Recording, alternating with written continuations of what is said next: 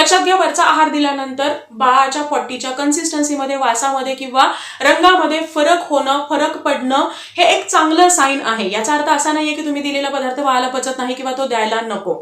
आतापर्यंत बाळ हा एकच आईचं दूध किंवा फॉर्म्युला मिल्क पीत होता, त्यामुळे रोज त्याची जी काही पॉटी होती ही सेम रंगाची, सेम कन्सिस्टन्सीची होती. आता जसा बाळ नवीन आहार घ्यायला लागला तर त्यानंतर हे जे काही पॉटीमध्ये चेंज होणं हे अतिशय नॉर्मल आहे. म्हणजे एका दिवशी जर तुम्ही गाजराची प्युरी बाळाला दिली तर बाळाच्या पॉटीमध्ये तुम्हाला गाजराचे किंवा थोडेसे लालसर ऑरेंज कलरचे असे जे काही दाणे आहेत हे दिसू शकतात.